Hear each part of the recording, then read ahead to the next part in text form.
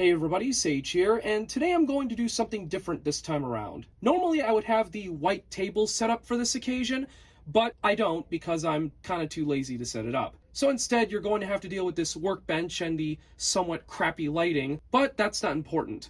Today I'm going to show you a rare press kit that I obtained off of eBay, which I spotted about a couple to a few weeks ago as far as my memory serves. At first I ignored the listing, but as I was working on the Rise and Fall of Berkeley Systems, which is a documentary that I'm currently working on, I decided to give this a second look and, well, I went ahead and bought it. And it arrived rather quickly. I was expecting it to ship in around a week or two, but it came in less than a week, so that's good. Now you might be saying to yourself, why would I buy a press kit for a product that doesn't even include the actual product?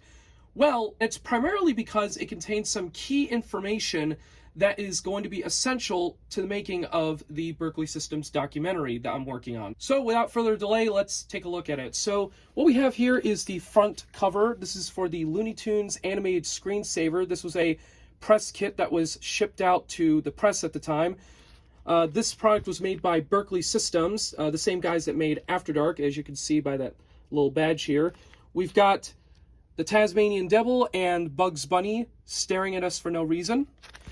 And on the back, we've got the same poster, but flipped, along with the Berkeley Systems logo in what looks like a dark blue color. Now, the most common version of the Berkeley logo has the red comet on it. There's also one with a blue comet, which can be seen on the registration screens for early versions of After Dark, as well as some promotional material. And then there's also a version where the comet color matches the text, and that's the case with this one here. And that's pretty much all there is in terms of the packaging. So in order to explore it a little more, I'm going to have to open this up. Now, the package did come in a cardboard box with the press kit sandwiched in between the two, and I had to be very careful while opening this. Now, I haven't opened up the plastic yet, so I'm going to go ahead and do that right now.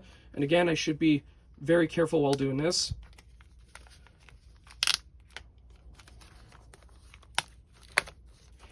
And there we go. So we'll just go ahead and slide all the contents out. All right, I'll situate the bag somewhere else. And there we are. So I'll go ahead and open it up here, and you can see it is actually a folder. You can see we got the Looney Tunes logo right here, and we have some promo material. This is for the Looney Tunes animated screensaver. So it shows off what the product can do, and it also has some of the features like eco-logic, password protection, back when it was a pretty big deal. Same characters as on the main poster. You also got the fact that this is a standalone product, so you don't actually need the core engine of After Dark to acquire this product. They give you the option to either buy the core engine, then this product, or you could buy this product only and then buy the other products afterwards to add on to it. So they were kind of consumer friendly in that regard before, you know, the era of DLC and stuff. And at the bottom of that, we've got the Windows and Macintosh Notice, floppy disk, and CD-ROM versions. I'm assuming this was one of the last Berkeley Systems products to be released on a floppy disk.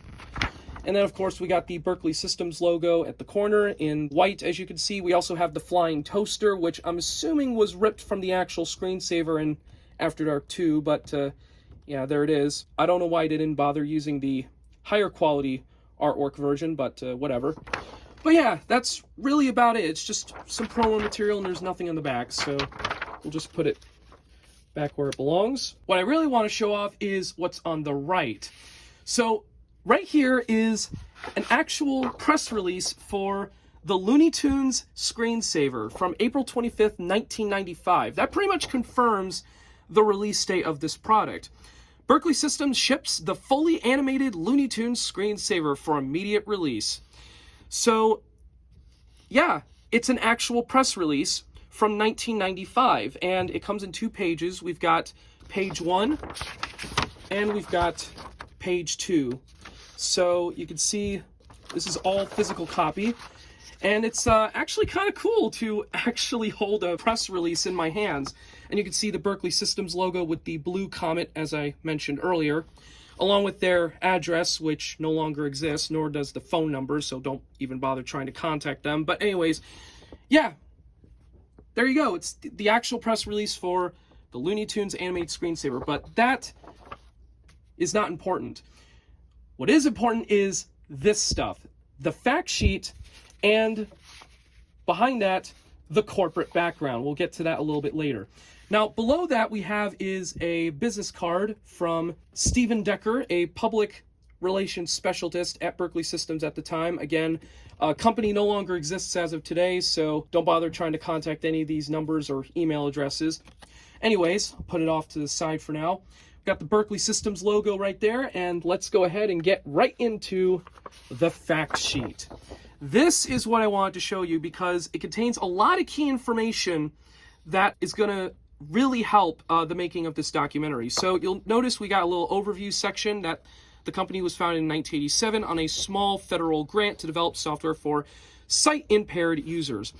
They actually were given that grant 2 years prior. The year that they list on the overview is actually the date of their incorporation. So that's technically when they were founded, but also technically they were founded 2 years prior. You also gotta love this little blurb right there that says, the screensaver market will reach $180 million by 1997, up from $80 million in 1993.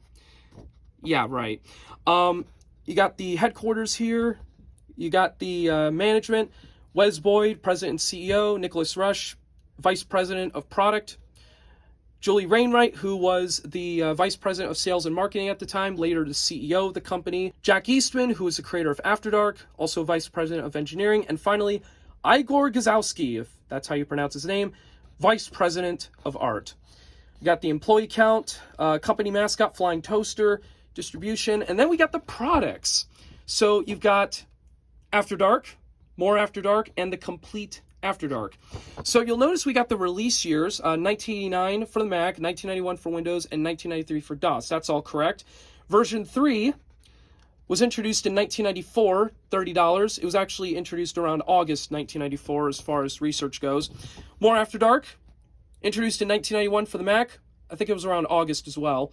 And 1993 for Windows. And we got the complete After Dark collection with a street price of $40, released a month after After Dark 3. So this was Berkeley's first CD-ROM release, containing not only After Dark 3, but also After Dark 2 and more After Dark contents, plus some bonus music. And there's more on the other page, so let's take a look at that. We got Star Trek the Screensaver, the first themed After Dark product, released in 1992, presumably during the holiday season, as far as research goes. Then we got the Disney Collection Screensaver, introduced in October 1993. All of these do not require After Dark as the core engine. These are all standalone products. Marvel Comics screen posters and Star Trek screen posters. These were released in December 93 and May 94 respectively. Star Trek screen posters in particular was the last After Dark product to use the After Dark 2 engine. All the other products that were released later on used After Dark 3. So we got the Simpsons Screensaver, introduced in August 1994. I believe it shipped out in October, according to research. X-Men Screensaver, October 1994. Star Trek Next Generation Screensaver, October 1994. Then we got more stuff. We got the children's software titles.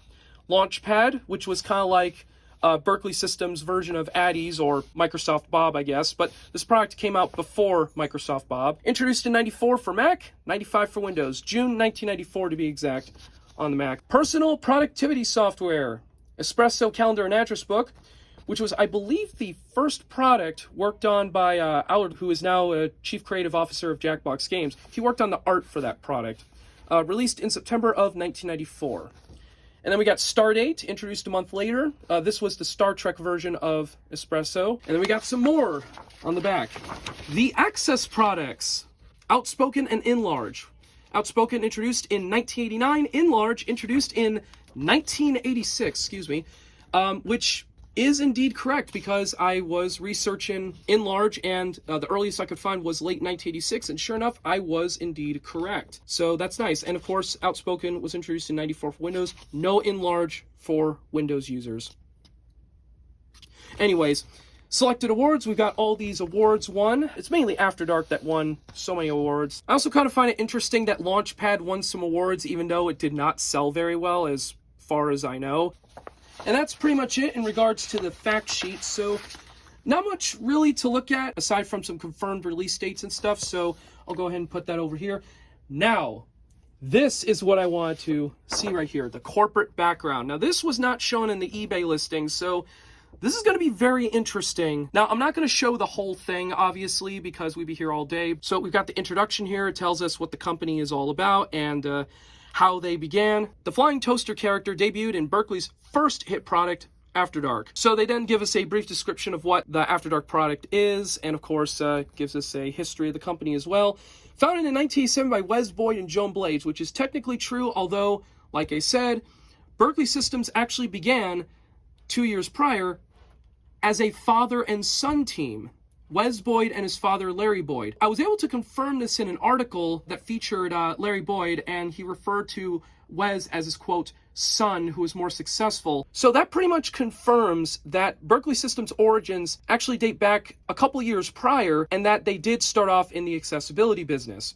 So you see right there, it says the first 3 products, Enlarged, Stepping Out, and Outspoken, which is also correct. They also did some other products for other companies, but we don't talk about those. So then, of course, we go into the more technical details, like $1 million in annual sales by 1989. So they were pretty much, were making $1 million by that point.